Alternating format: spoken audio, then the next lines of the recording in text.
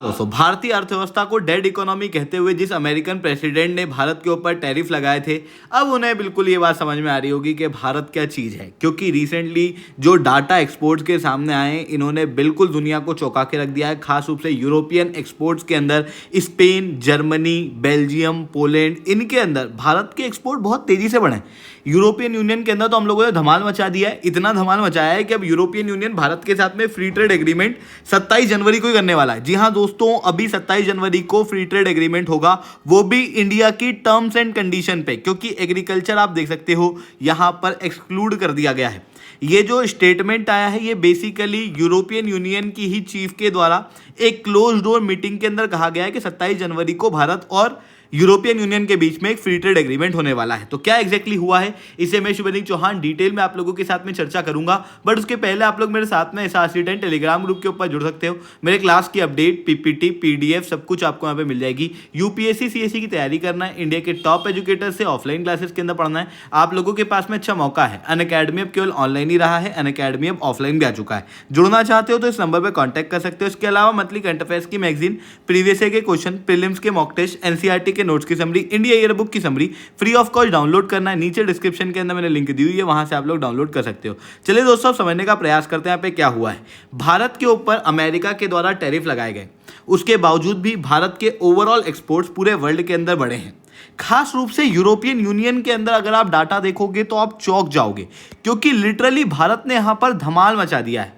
जो economic trend यहां पर दिखाई दे रहा है, वो क्लियरली दर्शाता है कि भारत का जो ओवरऑल एक्सपोर्ट है, जब से अमेरिका के टैरिफ लगे हैं तब से और ज़्यादा डाइवर्सिफाई और बैलेंस दिखाई दे रहा है। जहां पर हम डिफरेंट मार्केट को, स्टेबल मार्केट्स को टारगेट करते हुए दिखाई दे रहे हैं। जहां पर सबसे पहले स्पेन की बात करूं मैं आपको, यूरोपियन यूनियन में, जो कि आपको कहीं यहां दिखाई देगा, मैप के अंदर देखना, आपको स्पेन जो है वो यहां पर दिखाई देगा।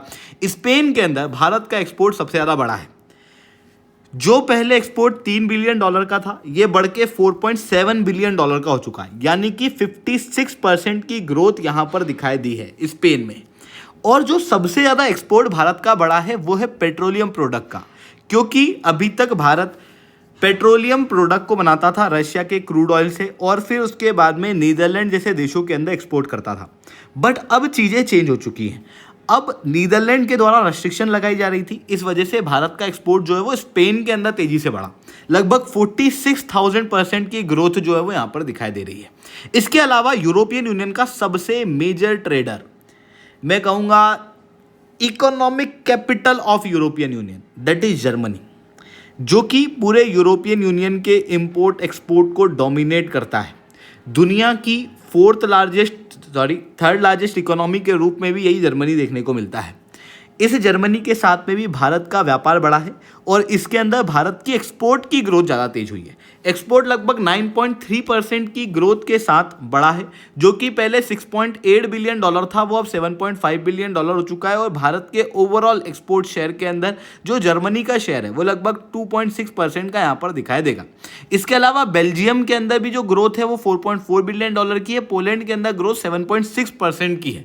यानी कि यूरोपियन यूनियन के अंदर जो डिफरेंट कंट्रीज हैं, वहां पर भारत ने यहाँ पर धमाल मचा दिया है। अब आप कहोगे कि भारत ने धमाल मचाया क्यों? देखो, बात सीधी सी है कि इंडिया और यूरोपियन यूनियन के बीच में पहले भी व्यापार बहुत तेजी से होता था, और भारत का ट्रेड सरप्लस था। बट ये ट्रेड सरप्लस बहुत ही माइनर था, $1-2 बिलियन का, ज़्यादा का नहीं था। यूनाइटेड स्टेट्स ऑफ अमेरिका के साथ में भारत के ट्रेड सरप्लस बहुत हाई थे। बट अमेरिका के द्वारा जब टैरिफ लगाए गए तो भारत को ये बात बिल्कुल क्लियरली समझ में आ गई कि अब अमेरिका के ऊपर सोल डिपेंडेंसी रखना ठीक नहीं है, और इस कारण से भारत के ट्रेडर्स ने डिफरेंट मार्केट को एक्सप्लोर करना शुरू किया। और भारत का जो प्रोडक्ट है वो यूरोपियन यूनियन के मुकाबले काफ़ी ज़्यादा चीप है। इस वजह से भारत ने यूरोपियन यूनियन के अंदर बहुत तेज़ी से अपने एक्सपोर्ट्स करना शुरू किए। वहीं दूसरी तरफ अगर मैं यूरोपियन यूनियन की कंडीशन बताऊं, तो यूरोपियन यूनियन के ऊपर भी अमेरिका के द्वारा टैरिफ लगाए गए। यूरोपियन यूनियन के अधिकतर देशों को पहले नाटो का सपोर्ट था, बट अब नाटो भी टूटते हुए दिखाई दे रही है। जिस तरीके से डोनाल्ड ट्रंप आगे बढ़ रहे हैं, उन चीज़ के अंदर एक और बड़ा डेवलपमेंट ये देखने को मिल रहा है कि डोनाल्ड ट्रंप जो है वो काफ़ी हद तक यूरोपियन यूनियन को डिवाइड कर चुके हैं।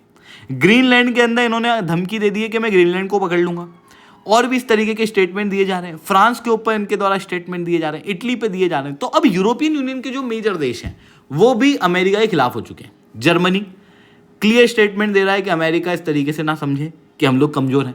फ्रांस कह रहा है कि मैं तो नाटो ही छोड़ दूंगा। ग्रीनलैंड क्लियरली कह रहा है कि हम तो डेनमार्क की साइड में हैं, अगर अमेरिका हमारे ऊपर आक्रमण करता है तो पहले हम गोली मारेंगे फिर हम पूछेंगे। जॉर्जिया मेलोनी जो कि इटली की हैं, वो कह रही हैं कि बेसिकली अमेरिका अगर ये सोचता है कि वो नाटो से हटके हमारी सिक्योरिटी को चैलेंज करेगा, नहीं, हम उल्टा अमेरिका के जितने भी बेसेस हैं ना इस रीजन के अंदर उन सबको बंद कर देंगे। यानी कि क्लियर है कि यूरोपियन यूनियन जो अभी तक यूनाइटेड स्टेट्स ऑफ अमेरिका के ऊपर डिपेंडेंट था, उसकी डिपेंडेंसी अब खत्म होने वाली है। वो अमेरिका से अपने रिलेशन को कमजोर करेगा। वहीं दूसरी तरफ चाइना को तो यूरोपियन यूनियन ऑलरेडी एक मेजर थ्रेट समझता ही। अब तीसरा कोई सबसे बड़ा मार्केट है यूएस चाइना के बाद तो वो तो इंडिया ही है ना, और तीसरा कोई सबसे बड़ा सप्लायर है तो वो भी इंडिया है। इस कारण से यूरोपियन यूनियन जो है वो इंडिया के साथ में अपने रिलेशन को इंप्रूव करना चाहता है। जब डोनाल्ड ट्रंप ने टैरिफ अनाउंस किए भी थे, उसके बाद भी यूरोपियन यूनियन के चीफ और जो जितने भी बड़े मिनिस्टर्स थे, सेक्रेटरीज थे, वो इंडिया के अंदर विजिट किए थे। और उसके बाद अभी जब डोनाल्ड ट्रंप के द्वारा सिक्योरिटी थ्रेट क्रिएट किया जा रहा है तो यूरोपियन यूनियन ने क्लोज डोर मीटिंग करी, जिस मीटिंग के अंदर इन्होंने ये कहा कि 27 जनवरी के दिन भारत के साथ में हम लोग फ्री ट्रेड एग्रीमेंट साइन कर देंगे। और ये जो तारीख है ये बेसिकली वो तारीख है जिस दिन उर्सुला वेंडरवॉल, जो कि आपको यहाँ पर देखने को मिलती है, उर्सुला वेंडरलैन जो कि यहाँ पर यूरोपियन यूनियन की चीफ है, उनके साथ में एंटोनियो कोस्टा भारत के अंदर आएंगे, भारत के प्रधानमंत्री से मिलेंगे और ये लोग आपस में साथ में मिलकर फ्री ट्रेड एग्रीमेंट साइन करने वाले हैं। ये free trade agreement European union के लिए बहुत ज़्यादा सिग्निफिकेंट है क्योंकि लगभग 25% ग्लोबल पॉपुलेशन इंडिया के अंदर रहती है और इंडिया के साथ में अगर टाइज मजबूत होंगे तो यूरोपियन यूनियन का लॉन्ग टर्म के अंदर बेनिफिट होगा। और इवन जो यूरोपियन यूनियन की वाइन्स हैं, स्पिरिट्स हैं, इनको जो एक्सेस है वो भी यहाँ पर कम मिलता हुआ दिखाई दिया है। मतलब देखो, यूरोपियन यूनियन जो है वो कुछ एग्रीकल्चर कमोडिटी के अंदर बहुत अच्छा है, बट अगर मैं एग्रीकल्चर की बात करूँ तो इंडिया के अंदर एग्रीकल्चर के ऊपर 44% पॉपुलेशन डिपेंडेंट है। अब अगर एग्रीकल्चर प्रोडक्ट का कंपटीशन बाहर के प्रोडक्ट से बढ़ जाएगा तो फिर क्या होगा कि 44% आबादी पॉवर्टी लाइन के नीचे जा सकती है। यही चीज़ हमारे एग्रीकल्चर को बहुत ज़्यादा सेंसिटिव बनाती है और भारत की हर बार टर्म्स एंड कंडीशन यही रहती है कि अगर हम फ्री ट्रेड एग्रीमेंट करेंगे तो एग्रीकल्चर को एक्सक्लूड रखा जाएगा। यहाँ पर जब close door meeting European union की हुई तो उन्होंने क्लियरली इस बात को एक्सेप्ट किया कि भारत के साथ जो फ्री ट्रेड एग्रीमेंट होने वाला है उसमें मैन्युफैक्चरिंग इंक्लूडेड होगी पर एग्रीकल्चर एक्सक्लूडेड होगा।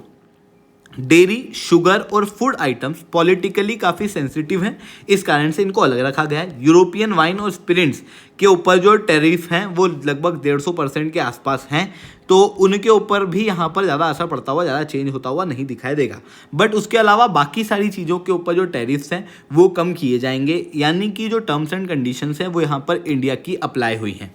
तो इस तरीके की चीज़ें यहाँ पर देखने को मिल रही हैं। आई होप ये सारी बातें आप लोगों को समझ में आई होंगी। लेक्चर अच्छा लगा हो तो लाइक करना, लेक्चर बहुत अच्छा लगा हो नीचे ऐसा रिटर्न कमेंट करना। यूपीएससी सीएससी की तैयारी करना, इंडिया के टॉप एजुकेटर से ऑफलाइन क्लासेस के अंदर पढ़ना है तो यहाँ पर मैंने एक नंबर दिया हुआ है, इसके ऊपर आप कॉन्टैक्ट कर सकते हो। इसके अलावा मंथली करंट अफेयर्स की मैगजीन, प्रीवियस ईयर के क्वेश्चन, प्रीलिम्स के मॉक टेस्ट, एनसीईआरटी के नोट्स की समरी, इंडिया ईयर बुक की summary free of cost download करना है। नीचे डिस्क्रिप्शन के अंदर मैंने लिंक दी है, वहां से आप लोग डाउनलोड कर सकते हो। ठीक है दोस्तों, आज के लिए इतना ही। That's all from my side. जय हिंद, जय भारत।